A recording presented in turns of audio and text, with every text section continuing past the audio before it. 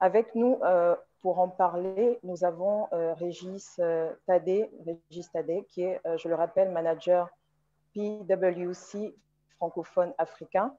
Régis, est-il connecté? Est-il avec nous?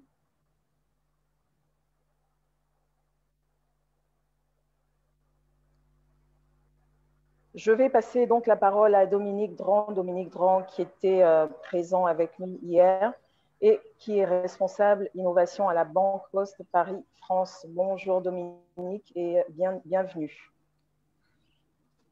Bonjour.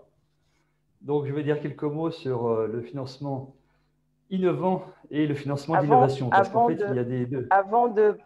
Oui. Dominique, avant oui. de rentrer dans le vif du sujet, je vais simplement te laisser te présenter à nos internautes et nous débattrons par la suite. Parce qu'il y en a qui se connectent et qui ne te connaissent pas forcément.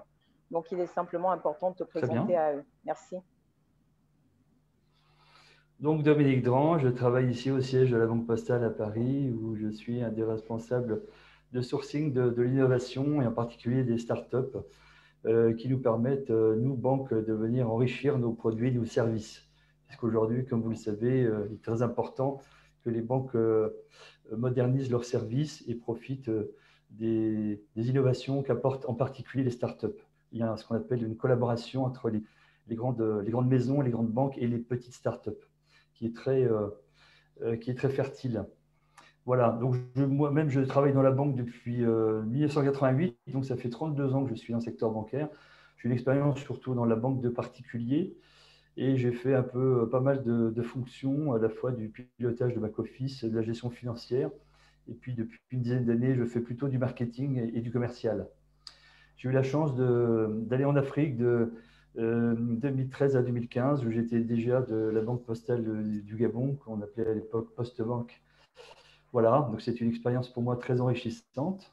Et j'aimerais bien un jour revenir en Afrique. Ça fait partie d'un de mes rêves. Voilà. Donc maintenant, je peux vous dire quelques mots sur le financement de l'innovation. On y reviendra, Dominique. On y reviendra. Je vais présenter les autres intervenants. Donc, pour parler financement innovant pour les startups, nous avons également Tariq Mounim. Tariq Mounim qui est DG In1 Communication et ambassadeur de Hub Africa Maroc. Tariq, bienvenue à nouveau. Merci de te présenter. Bonjour Rose, bonjour chers internautes. Tariq, nous ne t'entendons pas. Ah, alors là, vous m'entendez? Oui. C'est parfait. Est-ce que vous m'entendez tous et toutes? Bonjour, moi c'est Tariq Mounim. Donc je suis en Afrique, Dominique Malhababik, si tu veux venir en Afrique. Je suis au Maroc actuellement. En tout cas, je suis très ravi de suivre cette deuxième édition d'Igipov avec vous. Bonjour à tous mes confrères intervenants. Et puis encore, bravo, chapeau bas pour Christine et la marraine Cessou Guesso de soutenir et d'accompagner cette deuxième édition. Moi, c'est Tariq Mounim, donc je suis directeur de In1 Communication, donc une agence qui est spécialisée dans tout ce qui est accompagnement de start-up et innovation sur les thématiques innovation et entrepreneuriale.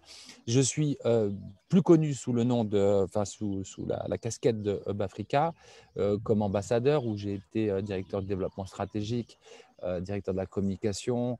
Et voilà, depuis 8 ans, plus de 9 ans maintenant, ce véhicule qui est Hub Africa est devenu une plateforme incontournable des entrepreneurs et des investisseurs en Afrique. Aujourd'hui, elle met en liaison, elle accompagne des milliers de startups dans le cadre de différents programmes, d'entrepreneurs aussi, et surtout qu'on a été à différentes étapes le plaidoyer pour des questions cruciales liées à l'entrepreneuriat, comme le texte de loi sur le crowdfunding qui arrive bientôt, Inch'Allah, donc c'est dans les pipes, le texte de loi sur les business angels, et donc voilà, donc militantisme soutenu par notre président Zakaria Fahim, qui vous adresse toutes ses amitiés, et Alioune Gueye, donc cofondateur de Hub Africa, qui est sénégalais. Et puis, vous dire que le Gabon, c'est une histoire que je connais bien après le lancement de l'incubateur Sing dans le cadre du programme iGabon. À son lancement, j'y vais régulièrement et j'espère vous revoir très prochainement tous et toutes. Merci beaucoup, Tariq. Merci. Merci beaucoup, Tariq. Pour en parler également, nous avons Madame Christine Soro. Christine Soro, qui est la promotrice des JPOV et directrice de DigiWoman School. Christine, je t'en prie, présente-toi. Ok. Bonjour à tous. Bonjour Rose. Bonjour et merci encore aux intervenants, Dominique, Tariq et Régis qui nous rejoindra d'un moment à l'autre. Donc, je suis Christine Soro, promotrice des journées portes ouvertes virtuelles by DigiWoman School, qui est un projet qui émane de DigiWoman School. Alors, qu'est-ce que DigiWoman School? C'est une initiative, une école des métiers du numérique dédiée exclusivement à la jeune fille et à la femme, afin de les accompagner dans toutes les formations en présentiel et en e-learning à l'avenir, dans les métiers du numérique, afin qu'elles soient prêtes à entrer dans le marché de l'emploi ou de l'auto-emploi. Cette initiative est née en 2018, mais il faut dire que bien avant, depuis 10 ans, plus de 10 ans, je suis déjà entrepreneur, d'abord dans l'informatique et reconvertie dans la stratégie digitale. Donc, depuis plus de 10 ans, j'avais mis sur pied une entreprise qui accompagne les acteurs publics et privés dans tout ce qui est conception et réalisation de leur stratégie digitale. Et aujourd'hui, c'est un honneur pour moi déjà de recevoir tous ces hauts experts où en temps réel, en présentiel, il aurait été très difficile. Ce projet date depuis 2012 et c'est un rêve, c'est une réalité qui s'accomplit aujourd'hui. Je suis très fière de recevoir tous ces experts qui, durant longtemps, n'étaient qu'un rêve dans les nuages pour moi. Et c'est l'occasion aussi de remercier la marraine de cet événement, Madame Danielle Sassou-Nguessou, qui nous a activement accompagnés. Et voilà, merci Rose. Merci Christine. Avec nous également, nous avons Loubna Karoum qui nous vient du Maroc. Loubna est CEO de Cardev. Il faut déjà vous informer que Loubna est sur la route et elle se connectera à nous lorsque ce sera nécessaire. Nous allons donc démarrer nos échanges avec Dominique. Dominique qui nous parlera des financements innovants, mais plus précisément nous donnera la définition d'un financement innovant pour les startups. Dominique, qu'est-ce qu'un financement innovant? Voilà, je réactive mon micro. Qu'est-ce qu'un financement innovant? Alors, un financement, il faut distinguer à la fois le financement de l'innovation d'un côté et un financement innovant qui peut concerner comme objet l'innovation ou non. Donc, le financement de l'innovation, déjà, qu'est-ce que c'est que le financement de l'innovation? Qui trouve-t-on et qu'est-ce qu'on y finance? Ça, c'est intéressant de le préciser. Le financement de l'innovation, ça commence par ce qu'on appelle tout en bas de la love money, c'est-à-dire la monnaie, l'argent que vous prêtent vos amis, votre famille, votre entourage. Voilà. Donc ça commence comme ça. Ensuite, vous avez ce qu'on appelle les business angels. C'est des gens comme, j'allais dire vous et moi, enfin ceux qui ont un tout petit peu d'argent et qui peuvent en mettre une petite partie au profit d'un entrepreneur. Voilà, le business angel, c'est on va dire la deuxième marche. Après, vous avez ce qu'on appelle les financements d'innovation, qui sont plutôt des fonds d'investissement qui interviennent en prenant des risques, parce que le financier d'innovation, il faut le rappeler, hein, c'est très risqué. Sur 10 startups, pardon, il y en a peut-être 7 ou 8 qui ne vont pas survivre au-delà de 3 ans. Donc, c'est un financement qui est quand même très risqué. Il faut en avoir conscience. Et puis, après les fonds d'investissement, vous avez aussi au même niveau des structures de développement étatique. Hein.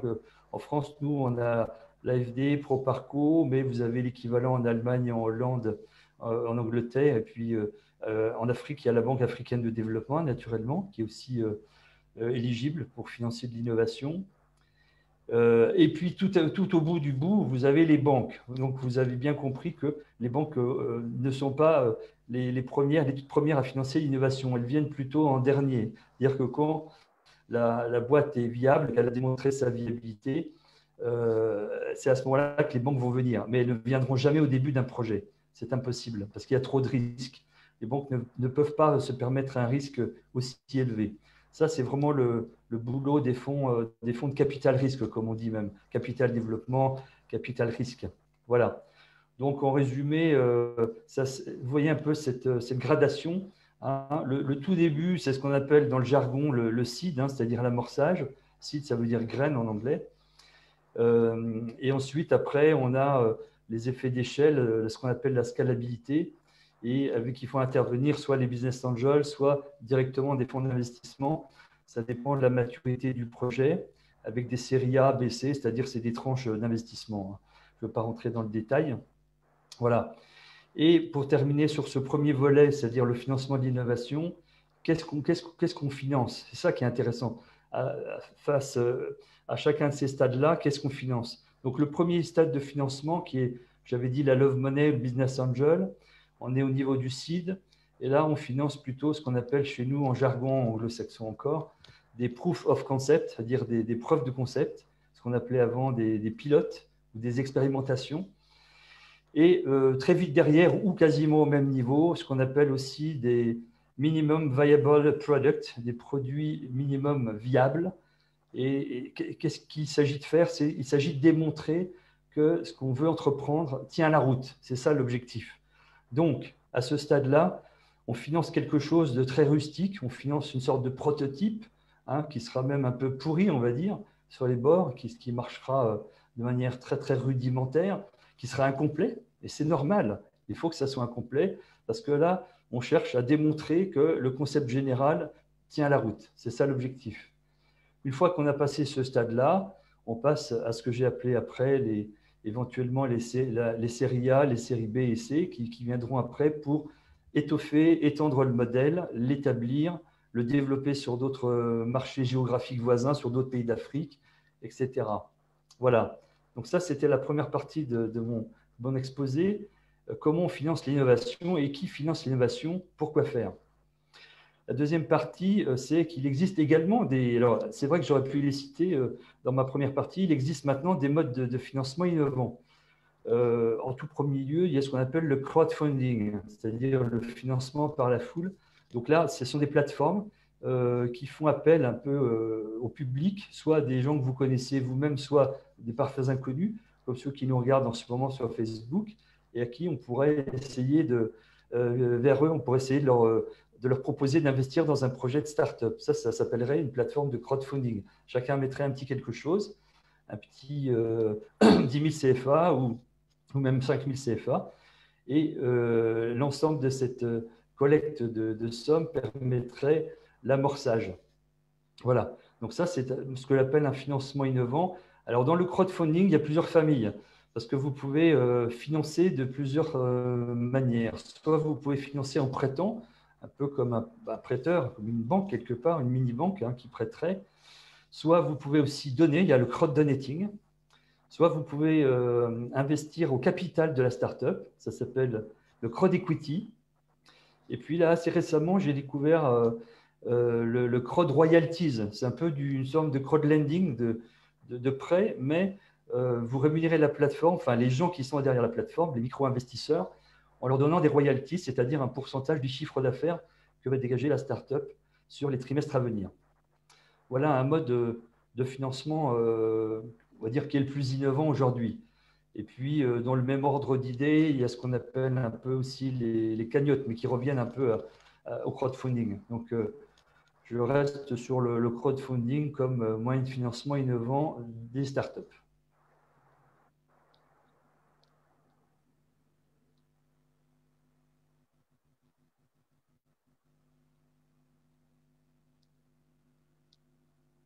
Dominique, on ne t'entend plus. Voilà, donc maintenant je suis prêt à vous donner des précisions ou à répondre à vos questions par rapport à ce que j'ai indiqué. Mais je crois que c'est important de dire que, parce qu'il y a beaucoup d'idées reçues, les gens pensent qu'il faut aller taper à la porte des banques pour aller chercher de l'argent. Non, ce n'est pas comme ça que ça marche. Il faut déjà faire la preuve que votre concept, il faut déjà le matérialiser un peu, c'est ça. Il faut faire le premier effort, il faut faire le premier pas. Et une fois qu'on a vu ce que ça donnait, qu'il y a déjà des clients, combien vous avez de clients? Ah, ils sont venus en 2 mois. Donc, L'échelle de temps aussi est très importante, hein. C'est ce qu'on appelle l'attraction. L'effet moteur va dire des clients. Est-ce que les clients arrivent au compte-gouttes ou est-ce qu'ils arrivent en masse? Ça, c'est très important et ça donne envie de financer. Si vous voyez que les clients arrivent en masse, là, il y a beaucoup de financeurs qui arrivent. Si au contraire, les clients arrivent au compte-gouttes, bon, il y aura un peu plus de prudence. Merci Dominique. Si tu as terminé dans les explications, c'est Oui. tellement dense comme information. Merci Dominique. C'est tellement dense comme information. Donc, pour résumer, on a le financement innovant. Donc, le financement innovant concerne, il s'agit donc de la façon de financer et le financement de l'innovation concerne le produit sur lequel les banques investissent ou un investisseur privé investit. Donc, pour l'un, c'est la façon de financer et pour l'autre, c'est le produit pour lequel on finance. C'est ça, Dominique? Oui, c'est ça, exactement. Oui. D'accord, c'est parfait. Alors, la question que pourraient se poser les internautes, et moi-même la première, c'est de savoir, avec autant de solutions de financement, parce que là, on parle de financement innovant lorsqu'on sort du circuit traditionnel de financement type banque. Je monte un dossier, je vais voir une banque, on fait une étude financière sur mon dossier, on demande des garanties classiques. Au Gabon, c'est très souvent un crédit hypothécaire. Ailleurs, ça peut être d'autres garanties qui sont demandées. Comment réaliser aujourd'hui, encore constater que le financement semble être une difficulté? Le financement des startups, des entreprises, des TPE, des PME semble être une difficulté. Est-ce à contextualiser les difficultés d'accès au financement? Quelle est la réponse que Tariq pourrait me donner sur la question de la difficulté à l'accès au financement avec autant de produits, autant d'offres, autant de possibilités, j'ai envie de dire?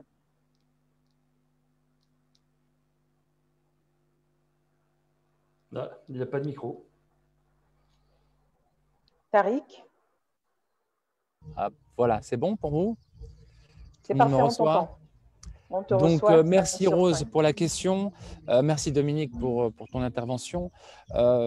J'ai envie de vous dire, effectivement, le financement reste le frein principal à la croissance des startups, des TPE, PME innovantes. Ici, Tariq, excuse-moi, oui. je te repasse la parole. Je te repasse la parole rapidement. Je tenais simplement à signaler que Loubna Karoum nous a rejoint. Loubna, qui est CEO de Cardev, va prendre part à ce webinaire. Je te repasse la parole, Tariq, pour que tu poursuives ton argumentaire. Bonjour Loubna, bienvenue. En tout cas, merci Rose, merci Dominique pour ton intervention. Donc, par rapport à la question du financement, effectivement, en Afrique, le financement est encore très peu développé, contrairement à ce qu'on peut croire. Mais il s'est passé quelque chose là durant ces 2 dernières années.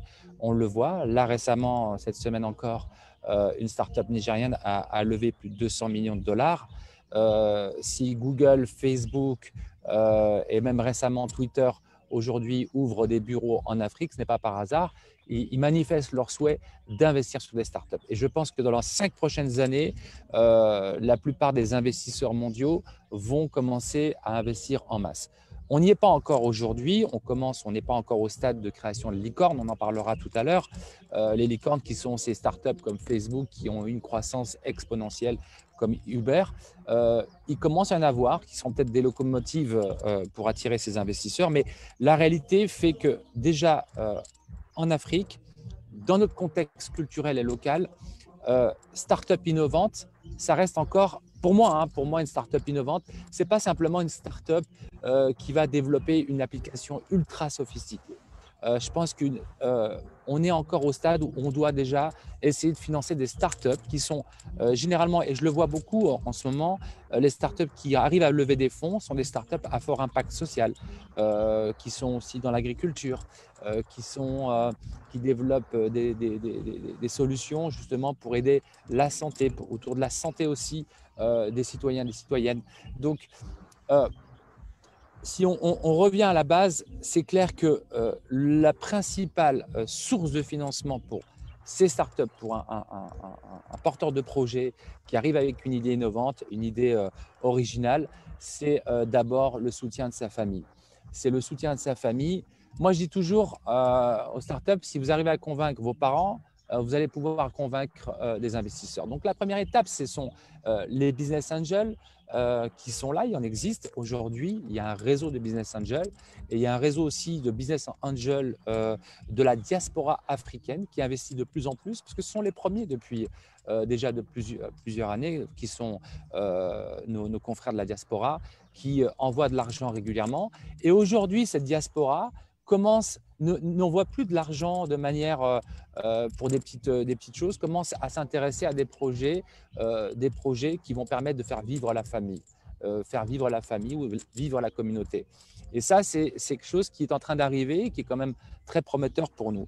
Après, bien évidemment, il y a des outils qui ont été mis en place par nos gouvernements, et ça commence. D'ailleurs, la Tunisie a quand même été pionnière sur le sujet avec le Startup Act, qui est une réglementation, parce que tout est lié au volet juridique. On n'arrivait pas à définir le statut, comme l'a expliqué si bien Khadija hier, le statut juridique de la start-up.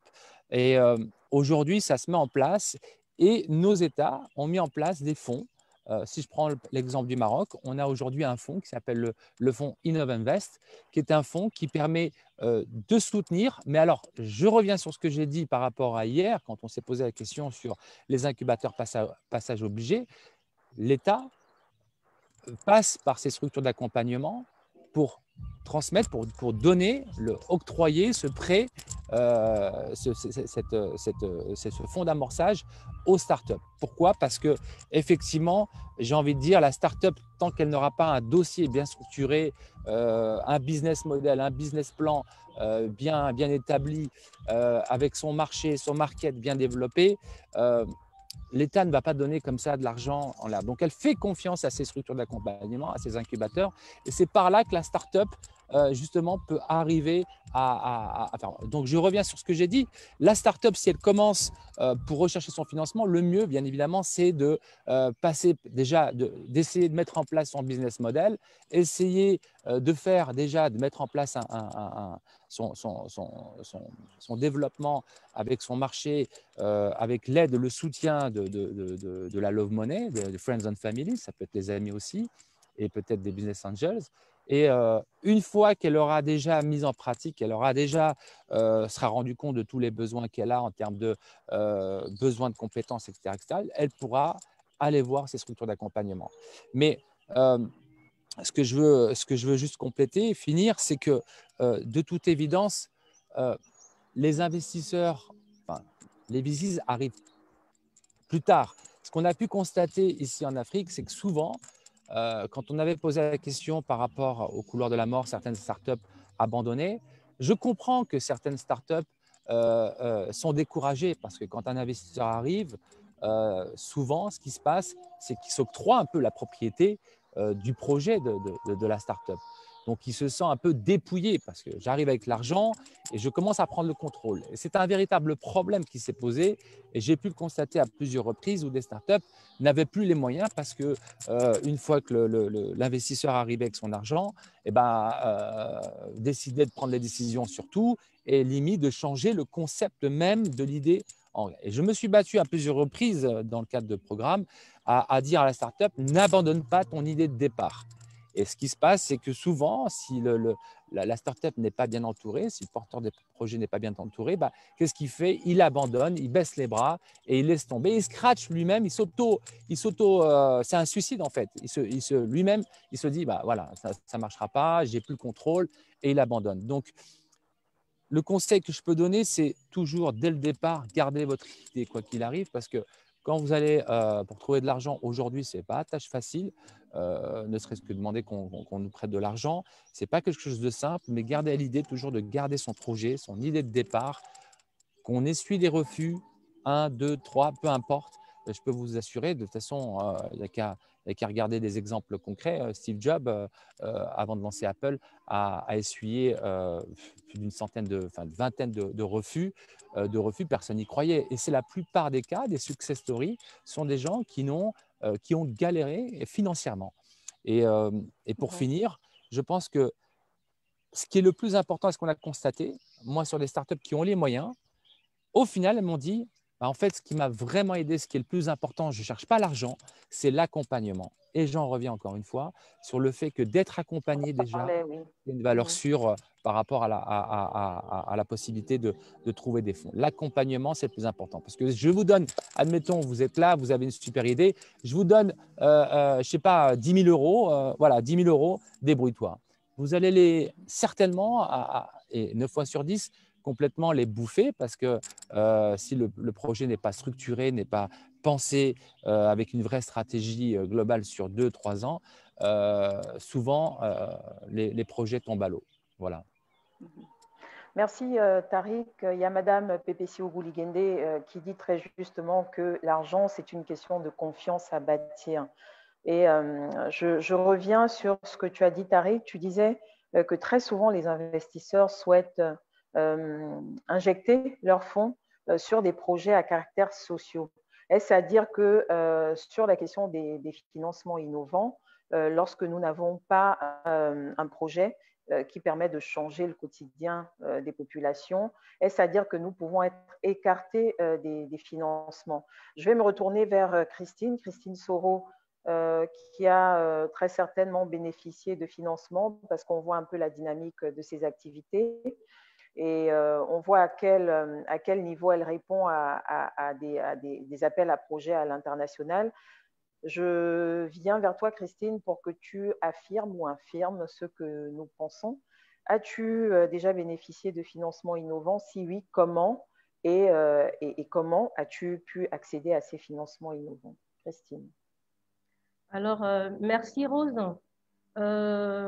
Effectivement, je confirme ce que Tariq vient de donner comme information. Et j'ai une bonne nouvelle pour les internautes, pour tous ceux qui nous suivent maintenant. Aujourd'hui, il est possible d'obtenir des financements à l'international, sans passer par les moyens traditionnels, les banques ou les politiques publiques. Maintenant, la question, c'est comment. Ce qui est sûr, ça existe et je confirme parce que je suis un exemple clé. J'aimerais partager 5 éléments essentiels pour maximiser, si je peux dire, ces chances d'obtenir des financements, que ce soit en passant par des modèles de financement innovants comme l'a décrit Dominique, que ce soit les business angels, etc. Le premier point, c'est déjà avoir un projet innovant. Loubna nous a partagé le premier jour, je pense, comment au Maroc, une start-up a innové en mettant en place un projet à partir de la peau de poisson, si je ne me trompe pas, hein, peau de poisson. C'est ça. Avoir un projet innovant. J'ai fait un constat, Rose, et à tous ceux qui nous suivent, les internautes, c'est qu'en Afrique ou au Gabon principalement, lorsqu'on a un projet, on ne va pas au-delà. On ne cherche pas à aller au-delà. Il ne suffit pas d'avoir une idée. On peut avoir une belle idée, mais elle doit être innovante. En quoi elle se démarque? En quoi elle apporte de la valeur ajoutée, déjà dans notre société, dans notre environnement.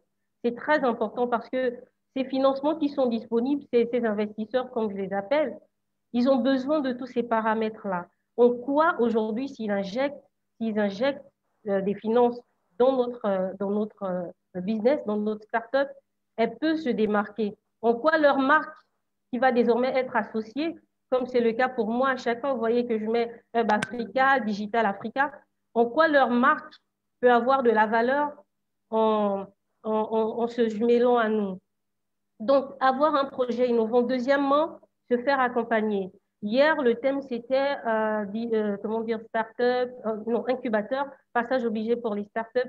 J'ai envie de dire oui, passage obligé pour les start-up. Je m'explique. Je veux prendre un exemple. Lorsque j'ai créé Digi Women's School, c'était une très belle idée. Elle répondait à un besoin, que ce soit ici au Gabon et même des Nations Unies, comme vous le voyez dans le spot publicitaire qui passe avant. Alors, j'ai été lauréate Hub Africa Gabon, et lorsque j'arrive à Casablanca, il y avait une autre compétition pour la finale. Je n'étais même pas parmi les 10 finalistes, rassurez-vous. Et je me suis rendu compte, mais de combien j'avais des manquements dans cette notion, le modèle économique. En réalité, j'avais mis en place DigiHuman, mais je ne maîtrisais même pas c'était quoi vraiment le modèle économique. Et donc, vous imaginez devant ces autres pays comme le Rwanda, la Turquie, le Maroc, je pense, qui ont été les lauréats, devant toutes ces personnes qui sont en général très avancées, un peu à l'exemple des modèles de l'Europe, j'étais complètement noyée et perdue.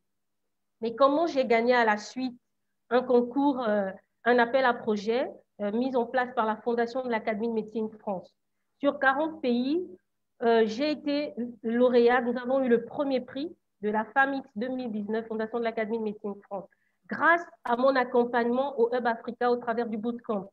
Donc, pendant une semaine à Casablanca, j'avais bénéficié, donc tous les lauréats présents avaient bénéficié comment dire, des encadrements, des experts venus un peu de partout, qui nous ont formés, qui nous ont coachés sur différents points, notamment le modèle économique et tous ces points essentiels qui nous rendent compétitifs sur le marché. Le troisième moyen que j'aimerais partager, c'est comprendre et maîtriser ce qu'on appelle comment dire, les indicateurs de mesure de performance. Tous ces éléments que je donne sont des points clés sur lesquels ces investisseurs mettent le point pour décider ou pas s'ils nous accompagnent. Et ça a été l'une de mes success stories, en tout cas. Notamment même à l'appel d'Émile, le projet, le sommet Afrique-France, dont je suis lauréate pour le compte du Gabon. OK ? Et tout ça, donc les indicateurs de performance, qu'on appelle les KPI. Aujourd'hui, on a un projet, on a une activité, mais comment se projette en réalité? Quels sont les indicateurs qu'on va présenter à ces investisseurs pour dire que, bon, écoutez, si vous investissez dans mon business, dans mon idée, d'ici 1 an, d'ici 2 ans, voici ce que voici ce que ça va ajouter à l'économie gabonaise, voilà, dans le cadre social, à l'exemple de DigiHuman School, où aujourd'hui, on a un témoignage clé et vivant. Chancia Cécile Mézard, qui est une orpheline de père et de mère qui n'avait aucune notion dans le domaine du digital et même en général, hein, enfin je voulais dire de l'infographie et du digital en général, qui n'avait aucune notion, qui s'est intéressée à la campagne qu'on avait faite, qui s'est inscrite, qui a été formée grâce à DigiHuman School.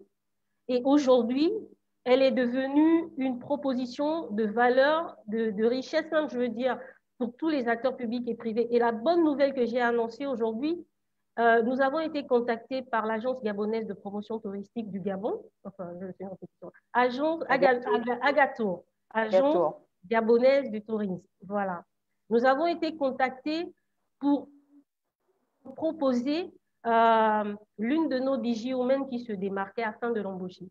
Et à l'heure où je te parle, Rose, elle est embauchée à l'Agatour. Elle a un très bon salaire, très bien équipée. C'est du concret. C'est cela, c'est du concret. Et c'est cela que les investisseurs veulent comprendre, veulent voir aussi. C'est ça les KPI, les indicateurs de mesure de performance. Aujourd'hui, je pense que je peux être encore plus offrante dans tous ces modèles que M. Dran a proposés, Tariq. S'il y a des appels à projets, s'il y a des opportunités, je peux aller avec du concret. Ce n'est pas juste une école que j'ai mis en place, mais ça transforme les vies. Ça change le niveau de vie parce que pour une orpheline, vous comprenez bien qu'aujourd'hui, elle peut prendre soin d'elle. Si elle a un petit frère, elle peut prendre soin de son petit frère. Et c'est tout un effet de levier. Donc, pour ma part, voilà, c'est quelques éléments que je voulais partager. Il faut vraiment, vraiment se démarquer. Ce n'est pas juste d'avoir une idée. Comment notre idée apporte de la valeur ajoutée. Comment on peut se projeter d'ailleurs à reproduire une idée comme DigiHuman en France, au Sénégal, en Côte d'Ivoire? Est-ce que ça ne servira qu'ici au Gabon ou est-ce que c'est une idée qui peut être, voilà, qui peut voyager? Et j'ai parlé du modèle économique. C'est important de se faire accompagner. Très sincèrement, peut-être que j'aurais mis plus de temps si je n'avais pas fait ce bootcamp à Casablanca. Peut-être que j'aurais mis plus de temps, mais peut-être aussi que DigiHuman se serait éteint. Donc, grâce à cet accompagnement, aujourd'hui, nous sommes dans les JPOG parce que j'ai compris quelque chose d'essentiel. Voilà ce que je peux partager, Rose.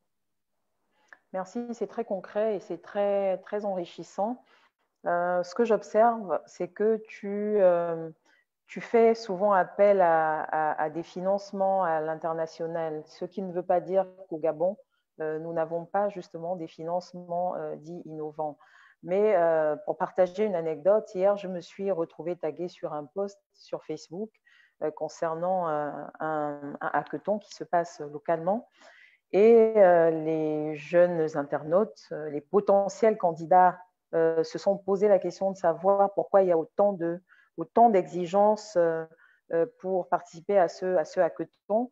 L'une des exigences, c'était notamment le certificat médical. Alors, est-ce qu'il y a une méconnaissance justement des financements? Parce que qui dit financement, ça voudrait dire qu'il y a une structure qui porte le risque. Rien n'est donné gratuitement, sauf lorsqu'on parle de crowdfunding ou on parle de love money. Mais à partir du moment où une structure, même si elle a une orientation sociale, porte un risque, elle a des exigences. Est-ce que la question, je vais la poser à Loubna, je pense qu'elle nous a quittés. Loubna, je ne vois plus Loubna, mais je vais me retourner donc vers Dominique. Comment ramener la confiance justement des acteurs, en tout cas des opérateurs économiques, des start-upers, des jeunes entreprises, comment les rassurer quant au financement disponible pour qu'ils osent finalement. Ils osent faire des demandes, ils osent aller vers ces structures qui sont susceptibles de les financer. Je parle vraiment du rapport de confiance qu'il peut y avoir pour qu'ils engrangent le pas finalement. Alors, ce rapport de confiance, il est dans les deux sens, hein, puisque celui qui veut faire financer son projet, il doit aussi inspirer confiance à celui qui va le financer, qui va lui accorder des fonds. Donc, c'est très important, c'est bijectif. C'est pour ça que je disais tout à l'heure, pour moi, il est très important que le porteur de projet montre déjà qu'il a fait quelque chose, même si c'est tout petit, même si c'est avec les petits moyens qu'il a, vous voyez, c'est ça qu'il faut.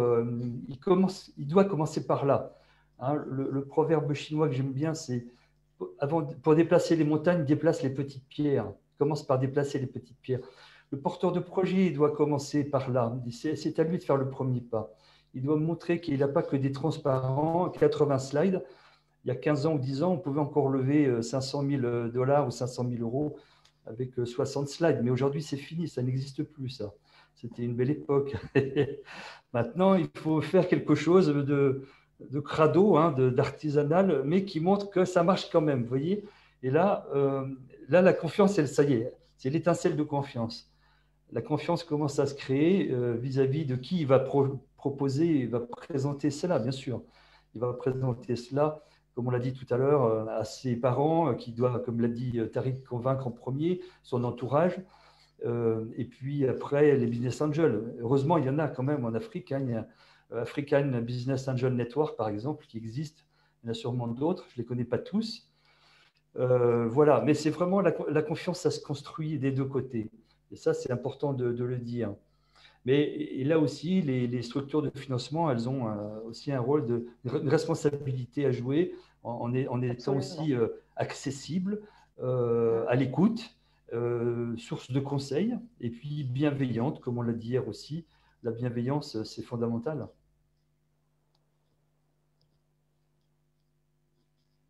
Dominique, on ne t'entend plus? Oui, je disais la bienveillance pour terminer, qui est importante.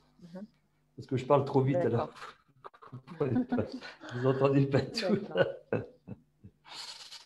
D'accord, on retient que les entreprises doivent oser, les startups notamment doivent oser, les petites entreprises doivent oser, et c'est un rapport de confiance mutuelle qui doit bien évidemment s'installer.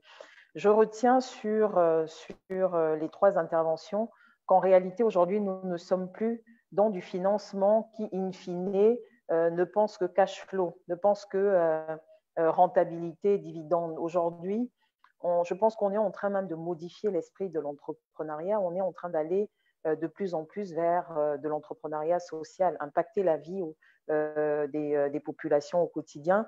Et vous nous faites comprendre que ces financements-là ont un regard particulier sur des projets qui changent des vies. Je vais me retourner vers Tariq. Tariq, j'ai une question qui est revenue très souvent. Pourquoi les banques aujourd'hui se ferment au financement, les banques dites traditionnelles? Est-ce que les banques dites traditionnelles ne peuvent pas justement se faire accompagner d'experts pour orienter justement sur des financements innovants ou des financements d'innovation? Voilà. Et je souhaite également, avant de te passer la parole, Tariq, de parler justement du capital investissement au Gabon. Nous avons une structure qui s'appelle Okume Capital, qui fait du capital investissement. Et ce sera ta deuxième question, Tariq. Je reviens encore une fois sur la question de la confiance et peut-être de la visibilité, de la promotion des financements accessibles ou existants. Très bien. Comment vulgariser justement, faire en sorte que les financiers, les emprunteurs, les financiers, les investisseurs sortent aussi de leur zone de confort et aillent vers ce public-là. Donc, les opérateurs personnellement, je dis toujours que le rôle de la banque, c'est de gagner de l'argent. Pourquoi les banques existent? Pour gagner de l'argent. Donc, elles n'ont pas un intérêt premier à donner de l'argent sans être sûres qu'elles vont en gagner. Si aujourd'hui les banques sont plus réticentes à donner des fonds, et d'ailleurs, il suffit de voir le tissu économique, je parle des PME, TPE, les PME souffrent aujourd'hui, c'est parce qu'on est dans un contexte actuel qui est quand même très difficile. Il ne faut pas l'oublier, on a parlé de start-up digitales en Afrique, mais j'ai envie de dire sous l'ère du Covid. La donne est complètement différente par rapport à ce qui se passait l'année dernière. Si on s'était parlé au même moment l'année dernière, j'aurais peut-être pas eu j'aurais eu la même approche plus différente. L'approche serait différente. Alors, par rapport au projet à fort impact social, ce qui est intéressant, c'est que toutes ces multinationales qui se sont implantées en Afrique, elles sont là, elles ont un devoir de participer au développement économique. C'est leur devoir, c'est une nécessité. Elles n'ont pas le choix. Elles viennent, elles gagnent de l'argent dans nos pays, elles s'enrichissent aussi, elles se développent au profit des petites entreprises qui sont là et elles ont un devoir de participer à cette construction. Si je prends l'exemple d'Orange, Orange a lancé le prix Orange de l'entrepreneuriat social, POSAM, qui est une compétition quand même annuelle. Ce n'est pas pour faire la promotion. Je me suis occupé d'Orange, de cette compétition où j'ai préparé plus d'une centaine de startups. Les premières éditions, on se rendait compte que les gens remplissaient leur dossier rapidement et se contentaient d'avoir juste une idée originale et sans y mettre tous les éléments clés construits sur le projet. Et quand elles sont arrivées pour pitcher face à un jury quand même d'excellence, un jury de très très haut niveau, c'était la catastrophe. On avait un niveau très faible. Et POSAM, c'est sur tous les pays d'Afrique et ensuite elles finissent avec une grande finale. Et derrière, il y a quand même 100 000 dirhams à la clé. Donc on les a préparés à travers un accompagnement en amont. Et croyez-moi, ça a complètement changé la donne. Les projets qui étaient venus pitcher, les 3 qui ont reçu les prix, ça valait 100 000 dirhams, donc 10 000 euros, 80 000 dirhams à 50 000 dirhams. Je peux vous dire qu'au Maroc, 50 000 dirhams, 80 000, ça aide. C'est une somme, c'est pas rien. Et avec 50 000 dirhams, avec 5 000 euros, on arrive à faire quelque chose quand même. Et ça a changé la donne et même la façon de pitcher. Et j'ai remarqué aussi que c'est pour ça que moi, je plébiscite un peu toutes les structures d'accompagnement qui ont mis en place des hackathons, des événements. Je dirais à n'importe quel porteur de projet, si le sujet tourne autour de cette thématique, il faut postuler, il faut foncer, il faut y aller. Rien ne vous coûte d'essayer de vous mettre en compétition, en selle, de pitcher face à des gens. J'ai vu 3 fois sur 5 des startups, des porteurs de projets qui n'étaient pas arrivés en première, deuxième, troisième position, qui n'étaient pas primés, mais qui ont trouvé l'investisseur dans la salle qui les a accompagnés ou le partenaire. Parce que souvent, on oublie qu'un porteur de projet, parfois, il a besoin simplement d'une logistique. Je prends un exemple. Quelqu'un qui livre justement des denrées ou des produits à des populations désenclavées, il lui faut des camions et il trouve un partenaire qui justement a des camions à disposition et crée un partenariat ensemble. Donc, j'ai souvent eu l'occasion de voir des choses se faire justement en back-office de ces compétitions. Je pense qu'il faut y aller. Maintenant, j'ai envie de vous dire, comme l'a dit Dominique tout à l'heure, la confiance, que ce soit une banque, elle vous reçoit dans son bureau. Vous avez une carte, une seule chance. Je dis toujours, il ne faut pas la griller. La première impression est toujours la bonne. Si vous n'y allez pas préparé, c'est clair, et que le pitch n'est pas prêt, vos 5 minutes sont cramées. C'est pour ça que dans des programmes d'accompagnement, on fait ce qu'on appelle le pitch élévateur. Vous avez 5 minutes pour convaincre un investisseur dans un ascenseur en montant ou en descendant. Ça, c'est le genre d'exercice qui est sympa à faire justement pour essayer d'affûter son discours. Mais souvent c'est l'équipe. C'est l'équipe qui fait que quand on arrive seul, la confiance, elle n'est pas trop là. Mais quand on arrive avec une équipe, qu'on est entouré d'un ingénieur, d'un développeur, de quelqu'un qui s'occupe de la communication, qu'on a construit une équipe et qu'on arrive un peu structuré comme une petite entreprise, et ben là, ça rassure. Je pense que c'est la clé de départ pour dire à quelqu'un, que ce soit un business angel ou n'importe qui, de dire, bah voilà, vous pouvez me faire confiance, cet argent-là, nous savons où nous allons le mettre. Et maintenant, j'ai envie de dire simplement, c'est qu'aujourd'hui, les États, nos gouvernements, et c'est pour ça que DigiWomen, dans le terme de cette conférence, doit faire le plaidoyer auprès de ces autorités qui ont le devoir de soutenir ces startups financièrement. Parce que ce fonds d'amorçage, je préfère, au lieu de donner comme ça des 500 000, je préfère donner 10 000, 20 000, 30 000 à différents projets. Et on voit, voilà, avec 10 000, 20 000, je parle 10 000, 5 000 euros, 10 000 euros. Avec ça, on peut arriver à faire naître et à faire accélérer certains projets au lieu de donner des sommes faramineuses sur des projets qui n'ont aucun impact.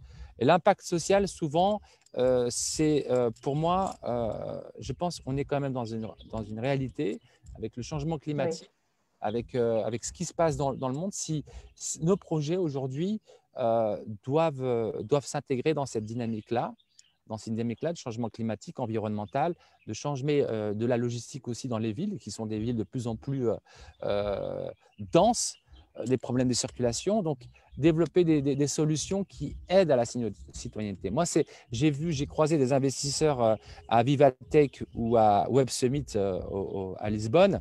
Et ben, chaque fois que je tombais sur un VC qui est quand même prêt à donner des millions, son scope, c'était ça, c'était ce type de projet. Alors, ce qui manque, bien évidemment, c'est cette information qu'on ne trouve pas, malheureusement, qu'on ne trouve que si on est dans un cercle, un réseau comme Christine dans Hub Africa qui va croiser des gens qu'elle rencontre à l'autre bout du monde qui vont faire passer l'information parce que les gens sont très réticents à faire circuler l'information, à dire voilà, il y a une compétition avec 200 000 $ à la clé. Voilà, c'est une sorte de jalousie encore qui est quand même omniprésente dans ces écosystèmes.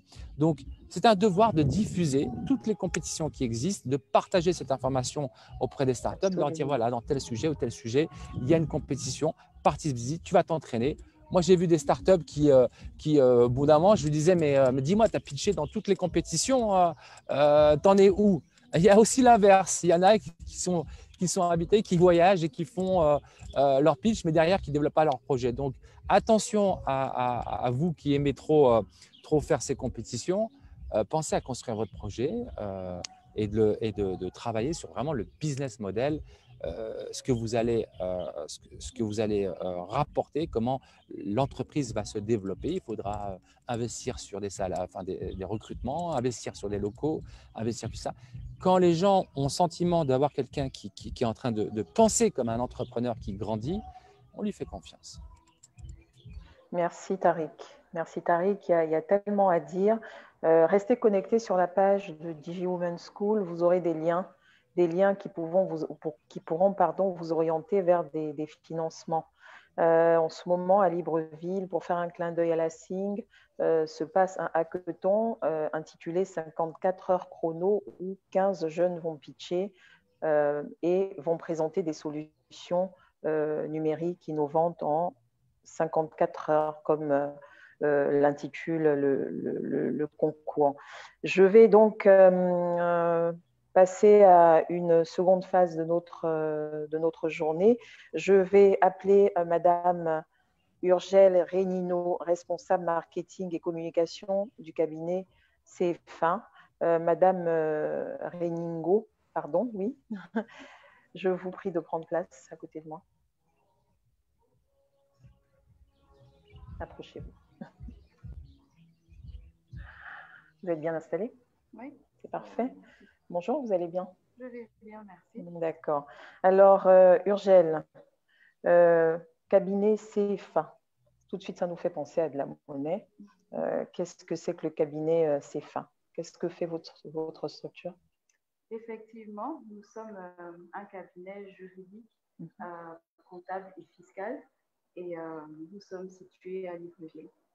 Et qu'est-ce que vous faites? Quel est l'objet de votre cabinet? Parce que CFA, ça sonnait déjà argent, hein? Oui, effectivement. Alors, CFA, c'est pour Capernaum Finance et Accounting. Donc, nous avons des services juridiques. Nous avons en particulier un suivi et un accompagnement à la création d'entreprises, de sociétés, avec des statuts. Nous vendons des services comme des statuts. Des statuts, c'est-à-dire vous rédigez des statuts? Nous rédigeons des statuts, nous rédigeons des contrats, nous rédigeons aussi des règlements intérieurs, etc., le type de service juridique que nous vendons. Nous avons aussi des rédactions et des suivis de documents juridiques et contrats, des conseils juridiques, de la gestion de litiges de précontentieux et de contentieux, recouvrement de créances, et nous procédons à des études de marché au besoin. D'accord, donc vous avez 3 business, si je comprends bien. Vous avez un business finance qui est recouvrement de créances. Oui. Vous avez un business conseil juridique avec élaboration de documents juridiques. Et le 3e business, c'est? Alors, c'est plus dans le côté comptable et fiscalité. D'accord.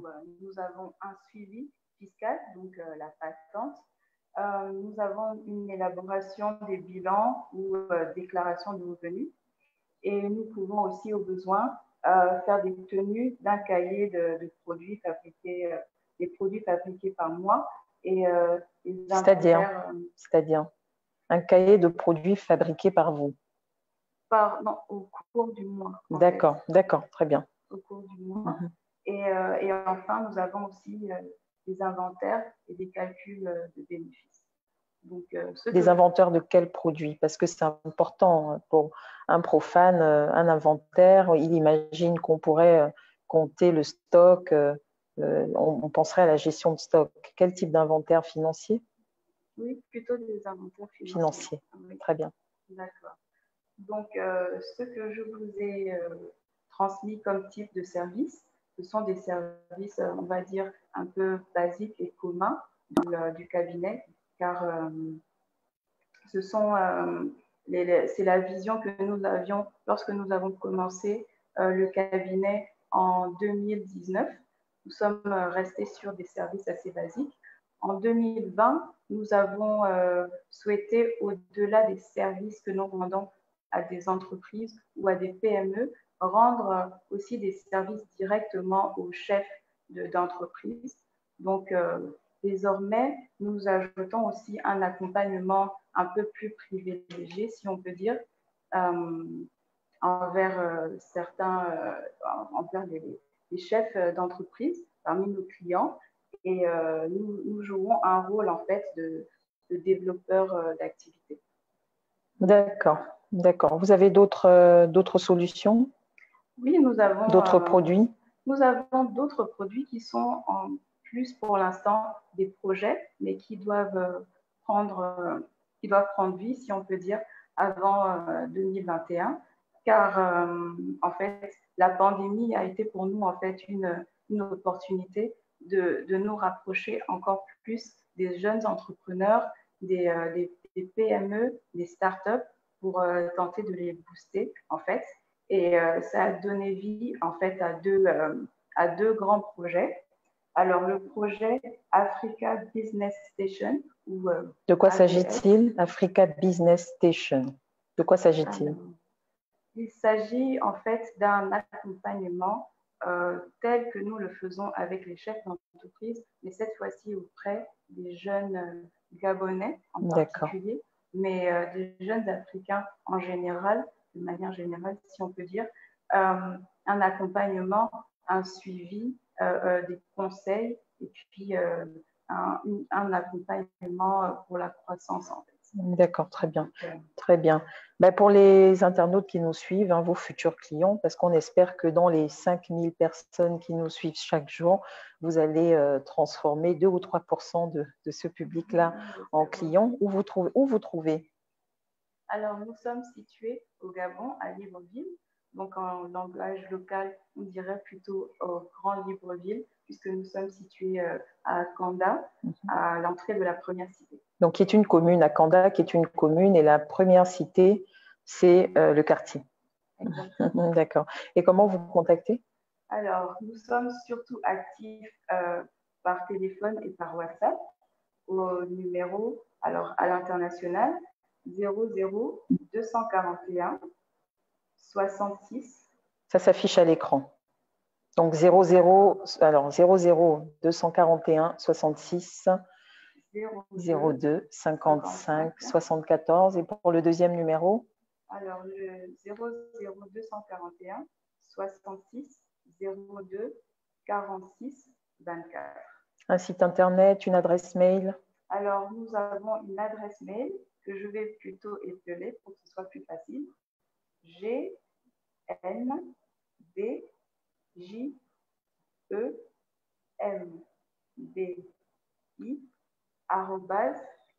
@cabinetcfa.org.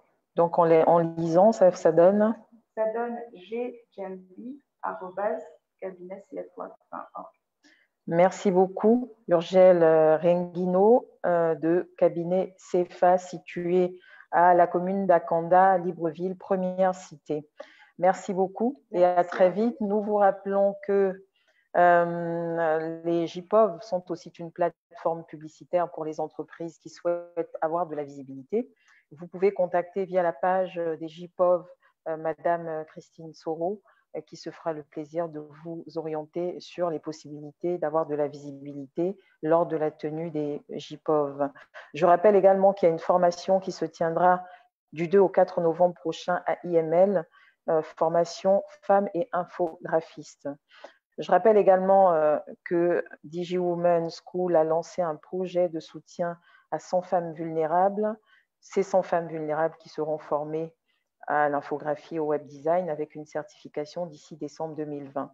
Pour soutenir ce projet appelé j'ai du mal, hein, l'Ayamande.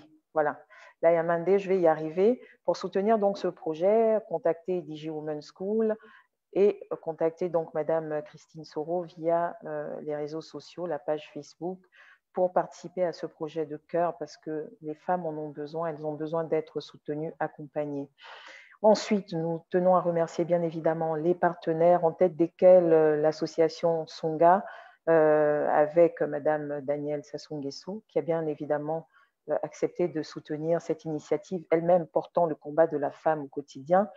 On a fait, j'ai envie de dire, un leitmotiv et soutien au-delà de son pays de résidence. Donc, merci à Madame Danielle Sassou Nguesso.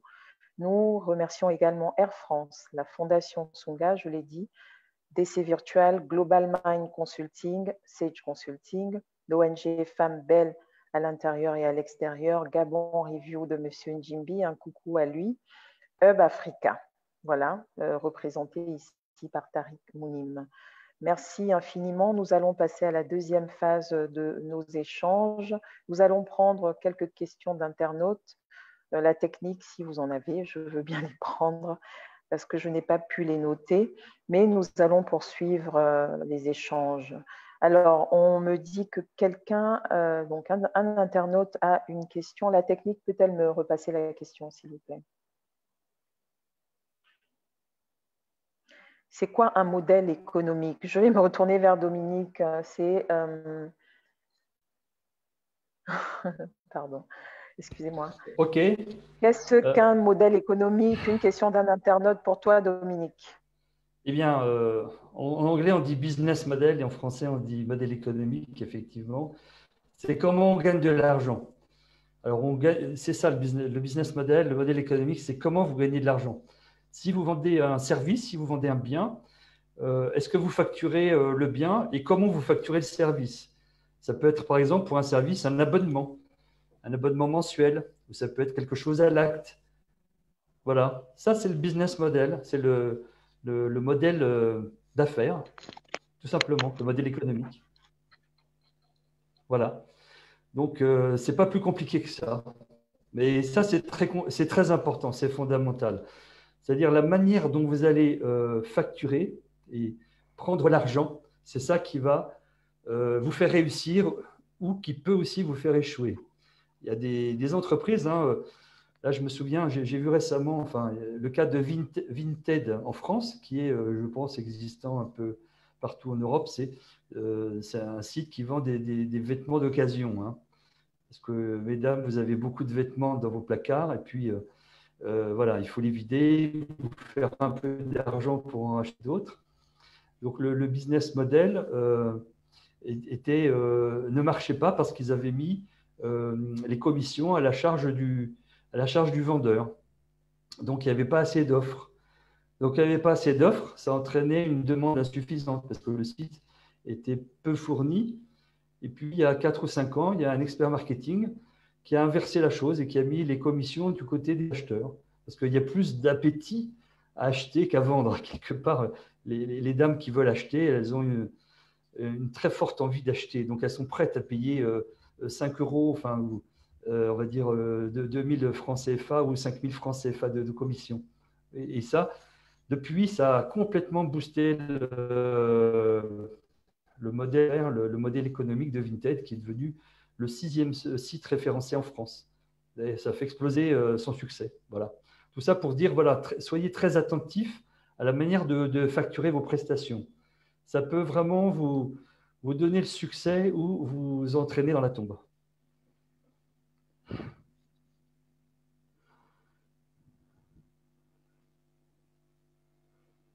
Je ne t'entends plus, Dominique. J'avais terminé. D'accord, très bien. La technique m'a présenté une autre question d'internaute que je n'ai plus à l'écran.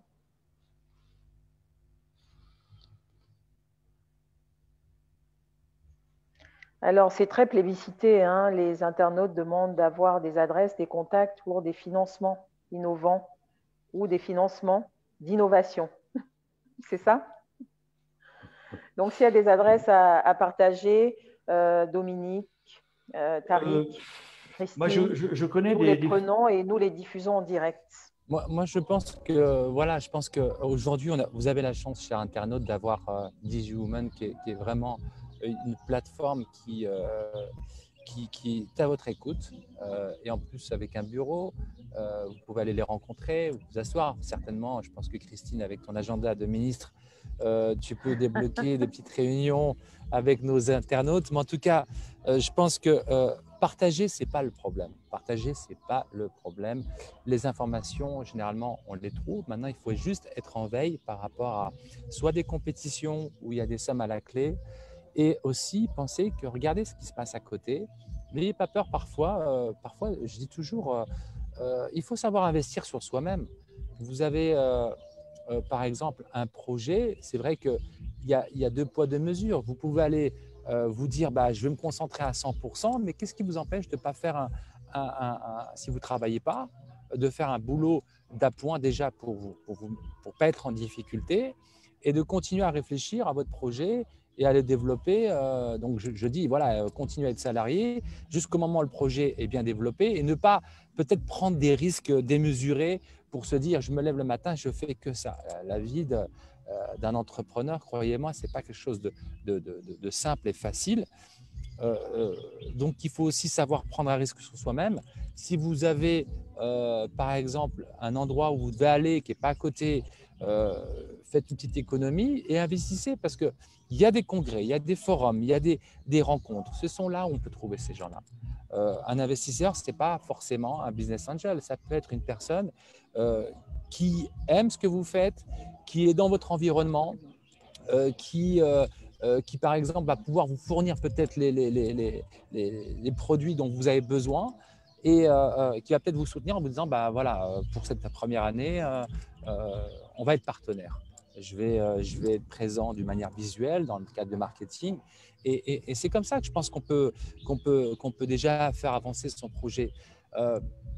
Prendre des risques, c'est vrai, il faut prendre des risques, il faut savoir prendre des risques, mais des risques réfléchis. Et je pense que Christine l'a bien compris, ça n'a pas été simple pour elle. Vous imaginez de partir, d'aller dans un autre pays pour un projet qui est en train de se développer, c'est aussi beaucoup de risques.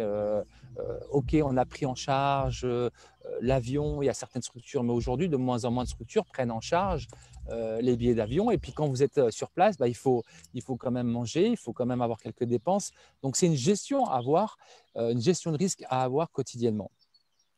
Après, ce que je voudrais dire par rapport aux internautes, c'est clair que vous êtes assoiffés d'informations, de connaissances. Mais attention, souvent, j'ai remarqué que vous voulez aller plus vite que la machine. Plus vite que la machine. Vous voulez avoir… C'est pas possible. Enfin, je sais pas, j'ai des personnes qui peuvent avoir tout de suite. Moi-même, je ne peux pas avoir tout de suite. Donc, ce n'est pas possible. Allez étape par étape. Moi, j'ai toujours, par exemple, sur un sujet dans lequel vous êtes, j'ai marqué, et ça, c'est une expérience personnelle. Quand vous êtes sur… vous avez vous un environnement, mais souvent, il y a des startups qui sont complémentaires à votre projet.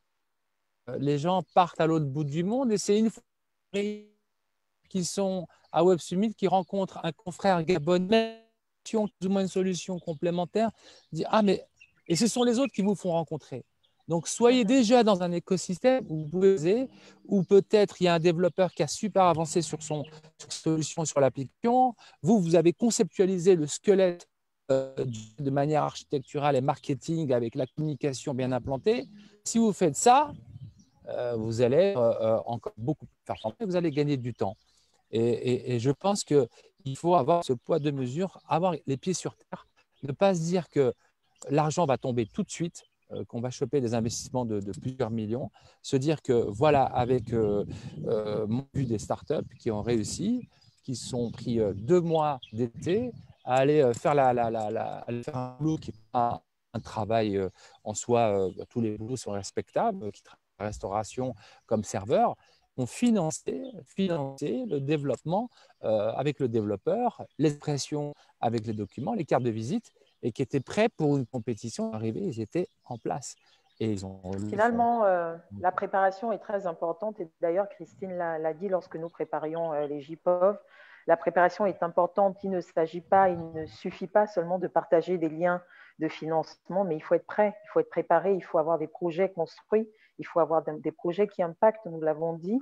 Je vais me retourner vers Christine. Christine, on a des internautes qui souhaitent savoir comment participer à la prochaine formation infographie, parce que ça a été annoncé, mais ils ont besoin d'avoir plus de détails. Christine, s'il te plaît.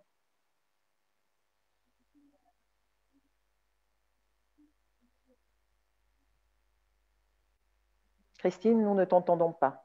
Oui, j'ai activé mon micro. Donc, pour participer à la formation femmes et infographies, déjà, je précise, c'est ouvert aux hommes.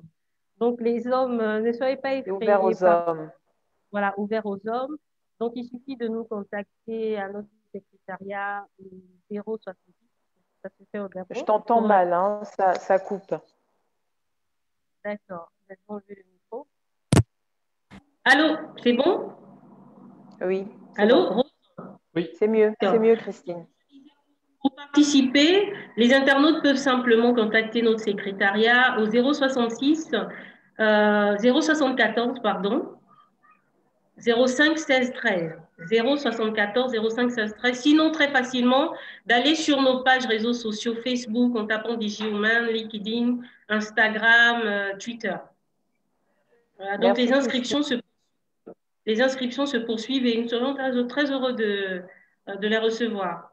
Et pourquoi pas d'expérimenter une histoire comme celle de Chancia et de toutes ces personnes aujourd'hui qui s'en sortent grâce à ces formations. Merci beaucoup, Christine. Je pense qu'on n'aura pas le temps de développer parce qu'il nous reste 10 petites minutes avant de nous séparer.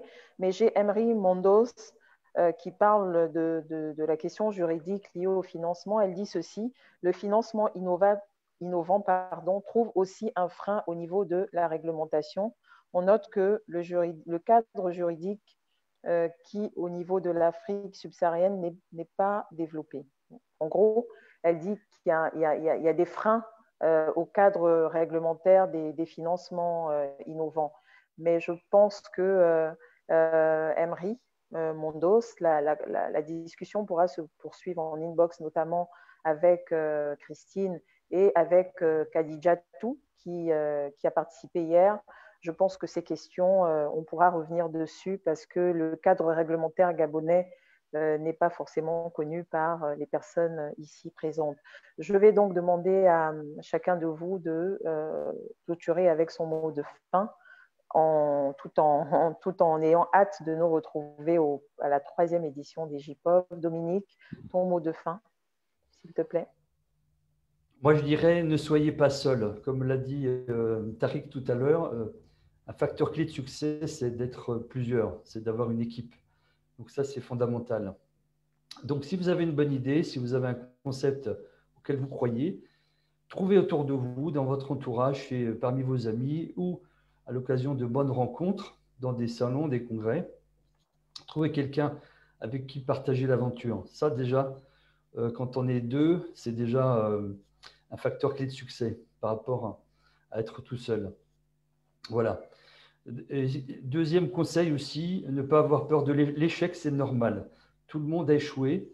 Je dirais des légendes comme Bill Gates ou Jeff Bezos, c'est l'exception. La plupart des gens ont galéré. Hein. Vous prenez l'inventeur de l'aspirateur Dyson, il a galéré pendant plus de 10 ans. Il s'est fait refuser 50 fois des prêts.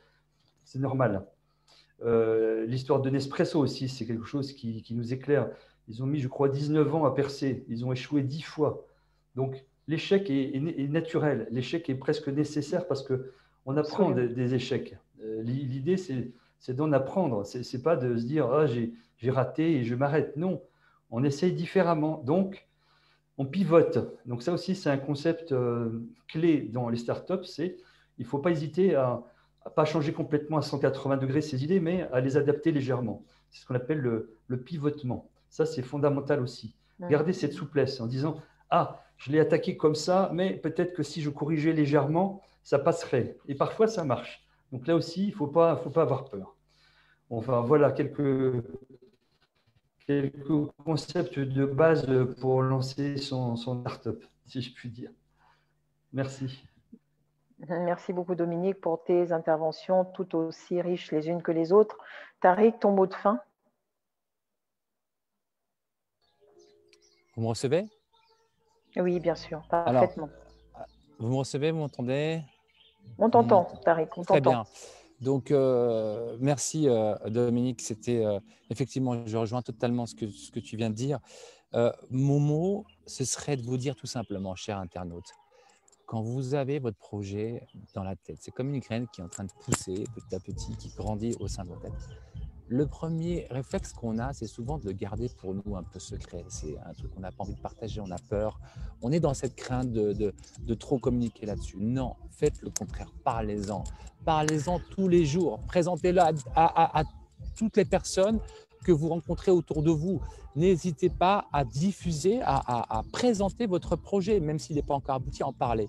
Et vous allez tomber un jour sur quelqu'un. Alors, si vous n'êtes pas habilité à le faire mieux, parce que vous avez peut-être des difficultés, ce n'est pas votre truc, la communication, vous êtes plutôt dans le côté ingénierie, plutôt côté technique, trouvez un partenaire, un communicant. Il y a toujours autour de vous quelqu'un qui parle, qui sait s'exprimer et qui saura peut-être l'exprimer de la meilleure façon qui soit et qui pourra peut-être, elle ou lui, convaincre votre investisseur, votre futur investisseur, votre futur partenaire ou la banque. Donc, c'est souvent ce que j'ai remarqué, c'est cette peur de communiquer sur son projet. De toute façon, je vais vous dire, si ce n'est pas vous, il y aura toujours un qui le fait à l'autre bout du monde. Et quand vous êtes sur Google, il faut regarder, il y a toujours un qui a fait plus ou moins la même idée. Personne n'a inventé l'eau chaude. L'idée n'appartient à personne. Exactement. Je veux dire, à part, c'est un cas sur 1 milliard de Edison qui a trouvé, inventé la lampe. Sauf si ton idée est brevetée, bien évidemment. Voilà. Exactement. Ouais, donc, la première chose, c'est d'en parler, de commencer par communiquer sur votre projet, même s'il est au stade vraiment de genèse embryonnaire. Commencez à en discuter parce que c'est par l'échange. Alors, pour en parler, bien évidemment, choisissez vos partenaires, enfin des personnes, donc les incubateurs, les structures d'accompagnement. Vous prenez votre idée, vous allez chez DigiWoman, bonjour, Christine Soro, je peux m'asseoir, voilà mon idée, c'est ça.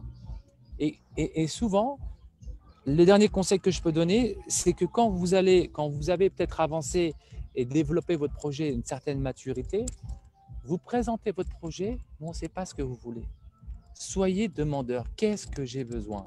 Et c'est pour ça que le projet doit être bien structuré. J'ai besoin de 10 000 dirhams ou 10 000 euros ou peu importe, parce qu'avec ça, je vais payer ça va me permettre de développer ça. J'ai besoin. Et vous avez une idée précise de ce que vous voulez. J'ai vu des gens se présenter devant un banquier qui ne savait pas, le banquier à la fin, comment il peut deviner, comment il peut être dans votre tête. C'est impossible. Même moi, je ne peux pas deviner. Combien de fois j'ai posé la question, super présentation, à la fin, mais je fais, mais tu as besoin de quoi? Qu'est-ce que tu veux de moi? Et ça, cette question-là, il faut la régler en étant pragmatique, en ayant un projet construit. Donc, parlez de vos projets, communiquez à votre famille. Normalement, votre frère, sœur, votre père, tout le monde doit être au courant de vos projets. Tout le monde doit savoir qui vous êtes, ce que vous faites. Et ensuite, je pense que vous allez tomber sur une chance, une opportunité. Quelqu'un va, j'ai entendu parler de ce projet, je viens vous voir. N'attendez pas qu'on vienne taper à votre porte. Oui, Josiane Météné, une internaute, dit très justement qu'un projet n'est pas volable. Elle le met en guillemets. L'esprit ne sera jamais le même en fonction de la personne qui matérialise et qui déploie le projet. Merci beaucoup, Tariq. C'est toujours un plaisir de t'écouter. Tu as ce rayon de soleil, cette motivation que tu apportes aux internautes. Merci à Dominique d'avoir été là. Je vais donner la parole à Christine pour son mot de fin. Christine, je pense que ton agenda sera surbooké parce qu'il y a plein d'internautes, notamment des jeunes femmes, qui demandent du conseil, qui souhaitent te rencontrer, venir s'abreuver à la source de la maturité de ta dynamique et de ta façon de faire. Christine, moi, je tiens à te remercier parce que DigiWoman School, c'est du concret. J'y suis passée. Je vois tes combats, je suis tes combats et ça a été un plaisir pour moi d'apporter ma petite pierre à l'édifice de ce château et de cette puissance que tu es en train de bâtir. Voilà. Merci Christine, je te laisse conclure avec ton mot de fin. Et avant qu'on ne termine, après le mot de Christine, j'aurai quelques informations à passer. Merci aux internautes qui se sont connectés. Merci Rose. Alors donc avant de conclure, j'aimerais raconter rapidement une toute petite histoire. À la première édition, j'avais fait la genèse de DigiWoman School, tout mon parcours, comment je suis arrivée à manifester cette passion dans le numérique. Dans les années 2000, vous vous rendez compte, on parle de 20 ans en arrière. On a une femme qui avait tout un parcours extraordinaire au départ, qui avait fait des pays de l'Occident, qui avait une belle expérience, qui avait assez de moyens et qui s'était retrouvée à un moment donné de sa vie au plus bas de l'échelle. Et grâce à l'informatique, elle avait pu s'en sortir en mettant en place une mini-entreprise dans la reprographie. Et comme je le disais, en allant vers elle, en allant l'aider, ça a créé en moi cette passion. Mais je me souviens, pourquoi je raconte cette histoire? Je me souviens de ce rêve qu'elle avait. Elle me disait souvent que plus tard, elle souhaiterait mettre en place une entreprise de vente d'appareils informatiques. Et aujourd'hui, c'est ce flambeau que j'essaye de repartager au monde, à la jeunesse qui me suit aujourd'hui. Un rêve que j'ai poursuivi pendant 20 ans. Elle n'est plus là, ma maman, mais cette idée, cette passion continue. J'aimerais dire à ceux qui me suivent, pour ne pas reprendre les propos de Tariq et de Dominique, ne baissez pas dans vos rêves. Continuez de rêver, mais surtout continuez d'oser. Oser sans tenir compte du regard extérieur. Forcément, nous allons essuyer des moqueries, nous allons essuyer des railleries, les gens ne croiront pas en nous. Mais il n'y a pas pire que nous-mêmes. C'est-à-dire que si les hommes ne croient pas en nous, il n'y a pas pire lorsque nous-mêmes ne croyons pas en nous. Et pour finir, avant de conclure, j'aimerais dire que si tu n'oses pas, tu as déjà raté l'occasion de savoir que cela était possible. Tout est possible. On parle de financement, tout est possible. Je suis un témoin clé. Et avant de finir, Rose, j'aimerais remercier encore une fois tous les intervenants. Je suis moi-même très enrichie et je pense que sortir de là, je vais mettre en pratique tout ce que j'ai appris comme les internautes. J'aimerais remercier M. Dran, Tariq, Régis qui n'a pas pu nous joindre, Loubna, Khadijatou et bien sûr Rose. J'aimerais vraiment te remercier pour ton abnégation, pour vraiment toute ton énergie que tu as bien voulu nous partager. Douglas aussi, voilà, j'aimerais remercier Douglas. Et j'aimerais vraiment encore une fois remercier la marraine, Madame Danielle Sassou-Nguesso, avec qui nous envisageons de belles perspectives qui, j'espère, grâce à Dieu, vont vraiment se concrétiser d'ici peu. J'aimerais dire merci à tous ces internautes. Nous avons atteint les pics de 112 connectés, parfois je regardais. Et grâce à vous aussi, les JPOG ont un sens. J'aimerais vous dire merci et on se dit à très bientôt. Merci Rose. Merci Christine. Je rappelle que nous avons reçu le cabinet CFA, Capernaum Finance et Accounting Sarl, qui est un cabinet de gestion comptable, fiscale et juridique. Le cabinet CFA qui offre des services juridiques aux entreprises de taille, des services tels que suivi et accompagnement à la création des sociétés, rédaction et suivi des documents juridiques et contrats, conseil juridique, gestion de litiges, pré-contentieux et contentieux, recouvrement de créances et procède à des études de marché. Le cabinet CFA offre aussi des solutions comptables et fiscales telles que le suivi fiscal patente, élaboration des bilans ou déclaration des revenus, inventaire et calcul du bénéfice, tenue d'un cahier des charges fabriqué par mois. Il se trouve donc dans la commune d'Akanda, à la première cité. Je rappelle également la formation Femmes et infographistes qui se tiendra du 2 au 4 novembre à l'IML. Et bien évidemment, j'en appelle au cœur de chacun pour soutenir le projet Layamande, projet de 100 femmes vulnérables à former en infographie et en web design avec certification d'ici décembre 2020. Donc, ouvrez votre cœur, ouvrez votre main, ouvrez vos portefeuilles pour soutenir ces femmes-là. Et nous remercions encore une fois l'association Songa pour son soutien, pour sa participation active. Association à la tête dont nous avons le plaisir d'avoir à la tête Madame Danielle Sassou-Nguesso, marraine des JPOV deuxième édition. Nous remercions également Air France, DC Virtual, Global Mind Consulting, de notre sœur très dynamique, Sage Consulting, l'ONG Femmes Belles à l'intérieur et à l'extérieur, Gabon Review, Hub Africa.